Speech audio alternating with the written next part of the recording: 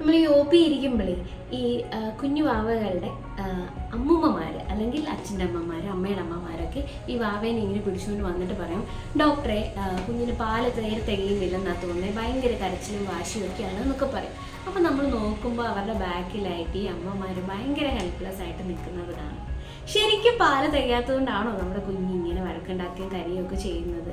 നമ്മുടെ പാലൊക്കെ തികയുന്നുണ്ടെന്ന് നമുക്ക് എങ്ങനെ മനസ്സിലാവും? നമസ്കാരം, ഞാൻ ഡോക്ടർ അമലു ബാബു, കുട്ടികളുടെ ഡോക്ടറാണ്. Welcome back to my channel Kutty doc with Kutty talk. So ഇന്നത്തെ വീഡിയോ നമ്മുടെ മുലയൂട്ടുന്ന എല്ലാ അമ്മമാർക്കും വേണ്ടിയിട്ടുള്ളതാണ്. അവർക്ക് ഒരുപാട് സംശയങ്ങളുണ്ടല്ലേ, എൻ്റെ പാല് തികയുന്നുണ്ടോ, വിശപ്പ് മാറാത്തത് കൊണ്ടാണോ കുഞ്ഞ് കരയുന്നത് എന്നൊക്കെ. അപ്പോൾ ഒരു കാര്യം നമ്മൾ മനസ്സിലാക്കുക, നമ്മുടെ കുഞ്ഞുങ്ങൾക്ക് വേണ്ടിയിട്ടുള്ള ആവശ്യമായിട്ടുള്ള പാല് എല്ലാ അമ്മമാർക്കും ഉണ്ടാവും. ഇത് കുറയുന്ന കണ്ടീഷൻ വളരെ ചുരുക്കമാണ്. അത് ഓൾറെഡി അമ്മയ്ക്ക് എന്തെങ്കിലും അസുഖങ്ങളുണ്ടെങ്കിൽ, അല്ലെങ്കിൽ മാറിൽ എന്തെങ്കിലും സർജറി ചെയ്തിട്ടുണ്ടെങ്കിൽ, അല്ലെങ്കിൽ എന്തെങ്കിലും പർട്ടിക്കുലർ ആയിട്ടുള്ള ടാബ്ലറ്റ്സ് കഴിക്കുന്നുണ്ട്, അല്ലെങ്കിൽ കുഞ്ഞിനെ നമുക്ക് അടുത്ത് കിട്ടുന്നില്ല, കുഞ്ഞ് ICUലാണ്, ഇങ്ങനെയൊക്കെയുള്ള കണ്ടീഷനിൽ പാലിൻ്റെ പ്രൊഡക്ഷൻ കുറച്ച് കുറയുന്നതായിട്ട് കാണാം. അല്ലാത്ത പക്ഷം അവർക്ക് ആവശ്യമായിട്ടുള്ള പാല് എല്ലാം നമ്മുടെ അമ്മയുടെ കയ്യിൽ തന്നെയുണ്ട്. അതുപോലെ തന്നെ നമ്മൾ ശ്രദ്ധിക്കേണ്ട ഒരു കാര്യം, നമ്മുടെ കുഞ്ഞ് ഒരു 6 തൊട്ട് 8 പ്രാവശ്യം വരെ മൂത്രം ഒഴിക്കുന്നുണ്ട്, ഒരു 2 തൊട്ട് 4 തവണ വരെ അപ്പിയിടുന്നുണ്ട്. അതുപോലെ തന്നെ നമ്മൾ പാല് കൊടുത്തിട്ട് 2 മണിക്കൂർ സുഖമായിട്ട് ഒരു ഡിസ്റ്റർബൻസും ഇല്ലാതെ ഉറങ്ങുന്നുണ്ട്, അവർക്ക് വെയിറ്റ് നന്നായിട്ട് വെക്കുന്നുണ്ട്. ഇങ്ങനെയൊക്കെ ഉണ്ടെങ്കിലും നമ്മൾ പേടിക്കേണ്ട ഒരു കാര്യമില്ല, നമ്മുടെ പാല് കുഞ്ഞിൻ്റെ ആവശ്യത്തിന് കിട്ടുന്നുണ്ട് എന്നുള്ളതാണ്.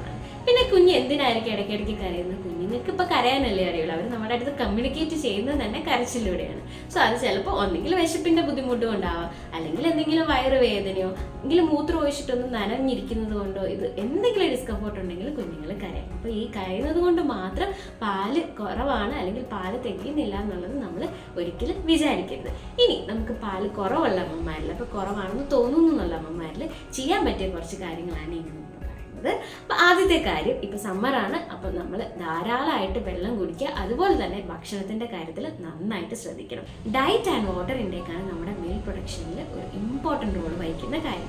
സോ വെള്ളം നമ്മൾ ഒരു 12 മുതൽ 18 ഗ്ലാസ് വരെ വെള്ളം കുടിക്കാനായിട്ട് തീർച്ചയായിട്ടും ശ്രദ്ധിക്കണം. ഓൾറെഡി നമ്മളിപ്പോൾ ധാരാളം വെള്ളം കുടിക്കുന്നുണ്ടായിരിക്കും, എങ്കിലും മുലയൂട്ടുന്ന അമ്മമാർ കുറച്ചധികം വെള്ളം കുടിക്കാനായിട്ട് ശ്രദ്ധിക്കണം. അത് തിളപ്പിച്ചരച്ച വെള്ളമാവാം, കരിക്ക് വെള്ളമാവാം, കഞ്ഞി വെള്ളമാവാം, മോരും വെള്ളമാവാം, അതുപോലെ തന്നെ ഫ്രൂട്ട്സും വെജിറ്റബിൾസും ഒക്കെ ധാരാളം ഇൻക്ലൂഡ് ചെയ്യാനായിട്ട് ശ്രദ്ധിക്കണം. ഇനി ഫുഡിൻ്റെ കാര്യത്തിലേക്ക് പറയുമ്പോൾ മെയിനായിട്ട് നമ്മൾ ഗാലക്ടഗോക്സ് അടങ്ങിയിട്ട്, അതായത് പാല് ഉൽപ്പാദനം കൂട്ടാനായിട്ട് സഹായിക്കുന്ന ഫുഡിനെ ഇൻക്ലൂഡ് ചെയ്യാനായിട്ട് ശ്രദ്ധിക്കുക. അങ്ങനെ വരുന്ന സമയത്തുണ്ട് ഗ്രീൻ ലീഫി വെജിറ്റബിൾസ്, അതായത് മുരിങ്ങയില, ചീരയില ഒക്കെ വളരെ നല്ലതാണ്. അതുപോലെ തന്നെ ഫെനുഗ്രീൻ, നമ്മൾ ഉലുവ എന്ന് പറയും, അത് തിളപ്പിച്ച വെള്ളമൊക്കെ കുടിക്കുന്നത് നല്ലതാണ്. ശതാവരി ഒരു പരിധിവരെ നല്ലതാണെന്ന് പറയുന്നു. അതുപോലെ തന്നെ പ്രോട്ടീൻസ് അടങ്ങിയ ആഹാരങ്ങൾ, ചിക്കന്, ഫിഷ്, ഇതൊക്കെ നന്നായിട്ട് കഴിക്കുക. പിന്നെ നമുക്ക് ഇൻക്ലൂഡ് ചെയ്യാൻ പറ്റുന്ന ഒരു കാര്യമാണ് ഓട്സ് വളരെ നല്ലതാണ്, ഡൈജഷന് നല്ലതാണ്, ഫൈബർ റിച്ച് ആണ്. അതുപോലെ തന്നെ പാല് കൂട്ടുന്നതായിട്ട് കുറേ സ്റ്റഡീസ് പറയുന്നു. രണ്ടാമത്തെ കാര്യം എന്ന് പറയുന്നത് സ്കിൻ ടു സ്കിൻ കോൺടാക്റ്റ് ആണ്. നമ്മൾ കഴിവതും എപ്പോഴും നമ്മുടെ കുഞ്ഞിൻ്റെയോടൊപ്പം തന്നെ ഇരിക്കാനായിട്ട് ശ്രദ്ധിക്കുക. അപ്പോൾ അവർ കരയുന്ന സമയത്ത് അവരുടെ ടച്ച്, അവരുടെ സ്മെല്ല് ഒക്കെ നമ്മുടെ പാല് കൂട്ടാനായിട്ട് ഹെൽപ്പ് ചെയ്യുന്നതായിരിക്കും. ഇനി മൂന്നാമത്തെ കാര്യം എന്ന് പറയുന്നത് പവർ പമ്പിങ് ആണ്. അതായത് നമുക്കിപ്പോൾ ജോലിക്ക് പോകുന്ന ആൾക്കാരുണ്ട്, അല്ലെങ്കിൽ ജോലിയുടെ ഇടയിൽ ഇടയ്ക്കിടയ്ക്ക് വന്ന് ഫീഡ് ചെയ്യുന്ന ആൾക്കാരുണ്ട്, അല്ലെങ്കിൽ എക്സ്പ്രസ് ചെയ്ത് വെച്ചിട്ട് പോകുന്ന ആൾക്കാരുണ്ട്. ഇങ്ങനെയൊക്കെ ഉള്ളവരിൽ കുറച്ച് നാൾ കഴിയുമ്പോൾ മിൽക്കിൻ്റെ അളവ് കുറച്ച് കുറയുന്നതായിട്ട് നമ്മൾ ഒരുപാട് പേര് പറഞ്ഞു കേൾക്കാറുണ്ട്. അപ്പോൾ നമുക്ക് ഫോളോ ചെയ്യാൻ പറ്റുന്ന ഒരു കാര്യമാണ് പവർ പമ്പിങ്. അതായത് നമ്മൾ ബ്രസ്റ്റിനെ പമ്പ് ചെയ്ത് പാലെടുക്കുക. അത് ഇൻറ്റൻസ് ആയിട്ട് ഇൻ്റർമീഡിയൻ്റ് ആയിട്ട് നമ്മൾ പമ്പ് ചെയ്യുന്നു. അത് നമ്മൾ എപ്പോഴാണ് ചെയ്യുന്നത്? ഫീഡ് കൊടുത്തതിന് ശേഷമാണ് നമ്മൾ ചെയ്യുന്നത്. ഇങ്ങനെ ചെയ്യുമ്പോൾ അത് ക്ലസ്റ്റർ ഫീഡിങ്ങിനെ മിമിക് ചെയ്യും. ക്ലസ്റ്റർ ഫീഡിങ് കൊണ്ട് എന്താ ഗുണം എന്ന് വെച്ചാൽ, ഇപ്പം നമുക്ക് ഇനി ആ പാൽ ആവശ്യമുണ്ട് എന്നുള്ള ബോഡീനെ നമുക്ക് ഇങ്ങനെ തോന്നിപ്പിച്ചിട്ട് നമുക്ക് വീണ്ടും മിൽക്ക് പ്രൊഡക്ഷൻ കൂട്ടാനായിട്ട് അത് ധാരാളമായിട്ട് ഹെൽപ്പ് ചെയ്യും. ഇനി മറ്റൊരു കാര്യം നമുക്ക് ചെയ്യാൻ പറ്റുന്നത്, നമ്മുടെ ബ്രസ്റ്റ് നമുക്ക് ജെന്റിലായിട്ടൊന്ന് മസാജ് ചെയ്ത് കൊടുക്കാൻ പറ്റും. അതുപോലെ തന്നെ ഹീറ്റ് കംപ്രഷൻസ് അപ്ലൈ ചെയ്ത് കൊടുക്കാനും പറ്റും. ഇത് മിൽക്ക് പ്രൊഡക്ഷൻ കൂട്ടാനും ഈ ഫീഡ് ചെയ്യുന്ന സമയത്ത് നമുക്ക് എന്തെങ്കിലും ബുദ്ധിമുട്ടുണ്ടെങ്കിൽ അത് മാറ്റാനായിട്ടും ഹെൽപ്പ് ചെയ്യുന്നതായിരിക്കും. ഇനി ഇതിലൊന്നും നിന്നില്ല എന്നുണ്ടെങ്കിൽ നമുക്ക് ഹോസ്പിറ്റലിൽ പോകുമ്പോൾ നമുക്ക് കുറച്ച് ടാബ്ലറ്റ്സ് അല്ലെങ്കിൽ ഗ്രാനുൾസ് ആയിട്ടൊക്കെ ഡോക്ടേഴ്സ് തരാറുണ്ട്. അതും ഒരു പരിധിവരെ വളരെ ഹെൽപ്ഫുള്ളാണ്. ഇതൊന്നും പറ്റുന്നില്ല എന്നുണ്ടെങ്കിൽ മാത്രമാണ് നമ്മൾ ശരിക്കും ഫോർമുല ഫീഡിനെ കുറിച്ച് ചിന്തിക്കേണ്ടതായിട്ടുള്ളൂ. അല്ലെങ്കിൽ ഞാൻ നേരത്തെ പറഞ്ഞ ക്രൈറ്റീരിയ എല്ലാം ഫുൾഫിൽ ചെയ്യുന്നുണ്ടെങ്കിൽ നമ്മൾ പേടിക്കേണ്ട ഒരാവശ്യമില്ല. ഇനി നമ്മൾ ബ്രസ്റ്റ് ഫീഡ് ചെയ്യുന്ന അമ്മമാർ ഒഴിവാക്കേണ്ട കാര്യങ്ങൾ എന്തൊക്കെയാണ്? ഒന്ന്, കഫീൻ അടങ്ങിയ ആഹാരങ്ങൾ, ചായ, കാപ്പി, സോഫ്റ്റ് ഡ്രിങ്ക്സ്, ഇതെല്ലാം മാക്സിമം ഒഴിവാക്കുക. ഇത് ബ്രസ്റ്റ് മിൽക്കിൻ്റെ അളവ് കുറയ്ക്കുന്നു മാത്രമല്ല, കുഞ്ഞുങ്ങളിലെ സ്ലീപ്പ് സൈക്കിളിനെ ഇത് സാരമായിട്ട് ബാധിക്കാനായിട്ടുള്ള സാധ്യതയുണ്ട്. രണ്ടാമത്തെ കാര്യം എന്ന് പറഞ്ഞാൽ അഡ്വക്കേറ്റ് ആയിട്ടുള്ള റെസ്റ്റ് എടുക്കുക.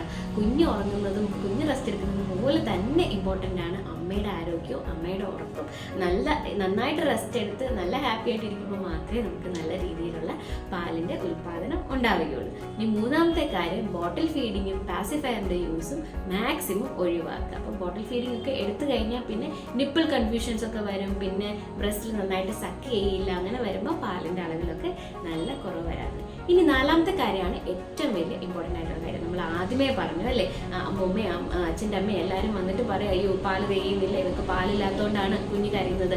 ഇങ്ങനെയൊക്കെ നമ്മളെ ചുറ്റുമുള്ള ആൾക്കാർ ഇങ്ങനെയുള്ള രീതിയിലൊക്കെ സംസാരിക്കുമ്പോൾ നമ്മുടെ അമ്മമാർക്ക് തന്നെ സ്വന്തമായിട്ട് അവരുടെ സെൽഫ് കോൺഫിഡൻസ് നഷ്ടപ്പെടുകയും അതിലോടുകൂടി സ്ട്രെസ്സും, അയ്യോ എൻ്റെ പാല് തികയുന്നുണ്ടോ എന്നൊക്കെയുള്ള ഒരുപാട് വിചാരങ്ങളും ബുദ്ധിമുട്ടുകളും ഒക്കെ വരും. ഇങ്ങനെയൊക്കെ വന്നു കഴിയുമ്പോൾ ഈ സ്ട്രെസ്സ് കാരണം തന്നെ നമ്മുടെ പാലിൻ്റെ അളവ് കുറയുന്നതായിട്ട് കാണുന്നുണ്ട്. സോ എനിക്ക് എൻ്റെ എല്ലാ അമ്മമാരോടും പറയാനുള്ളത്, നമ്മുടെ കുഞ്ഞിന് വേണ്ടിയിട്ടുള്ള ആവശ്യമുള്ള പാല് നമ്മുടെ കയ്യിൽ തന്നെയുണ്ട്. അപ്പം നമ്മുടെ ബോഡിയിൽ ട്രസ്റ്റ് ചെയ്യുക, ഹാപ്പി ആയിട്ടിരിക്കുക, നന്നായിട്ട് വെള്ളം കുടിക്കുക, ഭക്ഷണത്തിൻ്റെ കാര്യത്തിൽ ശ്രദ്ധിക്കുക, നന്നായിട്ട് റെസ്റ്റ് എടുക്കുക. അപ്പോൾ കുഞ്ഞിന് ആവശ്യമുള്ള പാല് തീർച്ചയായിട്ടും ഉണ്ടാവും. അതുപോലെ തന്നെ കൂടെയുള്ളവർ ശ്രദ്ധിക്കേണ്ടത്, നമ്മളൊരു എല്ലാവരും ഒരുമിച്ച് ചെയ്യുന്ന ഒരു കാര്യമാണ് കുഞ്ഞിനെ നോക്കുക എന്നുള്ളത്. അപ്പം എന്തെങ്കിലും ഒരു കാര്യം വരുമ്പോൾ അമ്മേനെ ബ്ലെയിം ചെയ്യാതിരിക്കുക. പാല് കുറവാണെങ്കിൽ പാല് കൂട്ടാനായിട്ടും അതിന് വേണ്ടിയിട്ട് എന്തൊക്കെയാണ് ചെയ്യുന്നത് എന്നുള്ള കാര്യം ഒരുമിച്ചിരുന്ന് ആലോചിക്കുക. ആവശ്യമെങ്കിൽ ഹോസ്പിറ്റലിൽ പോവുക, പീഡിയാട്രീഷ്യനെയും ഗൈനക്കോളജിസ്റ്റിനെയും ഒക്കെ കാണുക. വേണ്ട രീതിയിലുള്ള മെഡിക്കൽ അഡ്വൈസുകളും മെഡിക്കൽ ട്രീറ്റ്മെൻറ്റും സ്വീകരിക്കുക. സോ എല്ലാവർക്കും ഈ വീഡിയോ യൂസ്ഫുൾ ആയെന്ന് വിചാരിക്കുന്നു. അപ്പം നിങ്ങൾക്ക് എന്തെങ്കിലും സംശയങ്ങളോ ഡൗട്ടുകളോ ഉണ്ടെങ്കിൽ കമൻറ്റ് ബോക്സിൽ അറിയിക്കാൻ മറക്കരുത്. അതുപോലെ തന്നെ ഇത് ആവശ്യക്കാർക്കൊക്കെ ഷെയർ ചെയ്ത് കൊടുക്കുക. സോ അടുത്ത വീഡിയോയിൽ വീണ്ടും കാണാം. Until then, this is Dr. Amlu signing off. Take care and bye-bye.